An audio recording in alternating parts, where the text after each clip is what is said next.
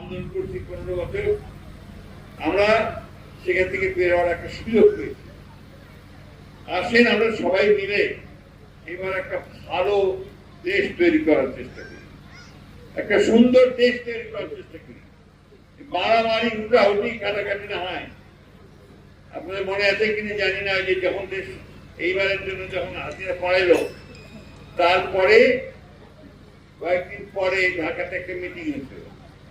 ওই মিটিং এ আমাদের ম্যাডাম খালেদা জিয়া, যে খুব অসুস্থ, তখন হাসপাতালে ছিলেন, আপনার এবার কেয়ার হাসপাতালে, ওইখান থেকে তিনি একটা বাণী পাঠাইছিলেন, কথা পাঠাইছিলেন, ওই রেকর্ড করে ওটা মিটিং এর মধ্যে দেওয়া হয়েছিল।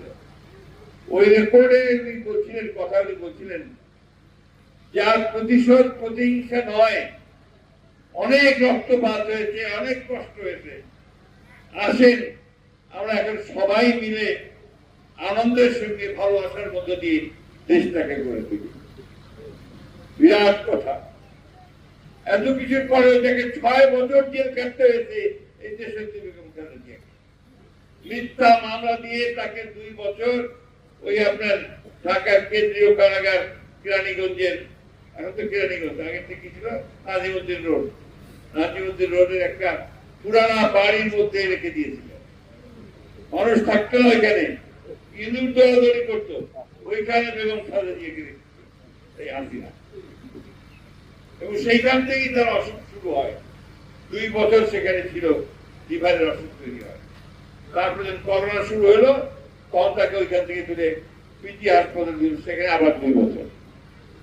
ওইখানে 2 বছর থাকার পরে তারপরে আবার আপনার বাসায় নিয়ে আসলো তাকে 2 বছর গৃহবন্দী, ঘর থেকে বেরোতে পারবে না, এই অবস্থায় ছিল বেগম খালেদা জিয়া।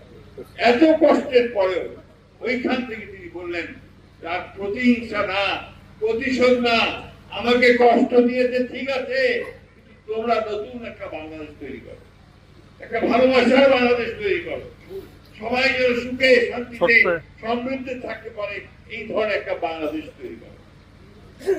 সেই কথাটা আমি আপনাদের সামনে একটু বলতে আসছি। এই কথাগুলো নিয়েই আসছি। আমাদের অনেক বয়স হয়ে গেছে, আপনার দেখতে পাচ্ছি কিছুদিন আগেই বললেন না যে আমাকে আগে যখন আপনারা দেখছেন তখন আমাকে কত চ্যানেল দেখেছেন না, কি চ্যানেল দেখে যাচ্ছে ঠিক না? কয়েকদিন পরে হয়তো চলে যাবো আল্লাহর কাছে।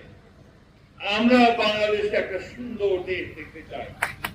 আমরা দেখতে চাই আমাদের ছেলেরা যারা সামনে আছে, এখানে আমাদের মা বোনের এখানে আছে, তাদের এমন একটা দেশে থাকতে, যে দেশে তারা শান্তিতে থাকতে পারে, অশান্তিতে যেন তাদেরকে কষ্ট না করতে হয়, মিথ্যা মামলায় তাদেরকে যেন জেলে যেতে না হয়, তাদের কাউকে যেন ফাঁসি ধরে ঝুলতে না হয়, তাদেরকে যে মিথ্যা প্রচার দিয়ে খুন করতে না পারে। বন্ধুগণ, এই কথাগুলো আমরা আপনাদের সামনে বলতে আসছি। আমি আরেকটা কথা বলে আসছি, আপনাদের মনে আছে 18 সালের নির্বাচনের কথা, মুরব্বীদের মনে আছে নিশ্চয়ই, কি ভাব ও কাণ্ড, কাউকে বাড়ি থেকে বাইরে হওয়া যায় না, বোমা মারেছে, মুখ করেছে, হঠাৎ করে আমাদের হিন্দু ভাইয়ের এক বাড়িতে আগুন লাগাই দিল। মনে আছে আপনাদের? আগুন লাগাই দিয়ে দোষটা দিল কাদেরকে? আমাদেরকে। আবার আমাদেরকে আসামি করলো, মনে আছে আপনার?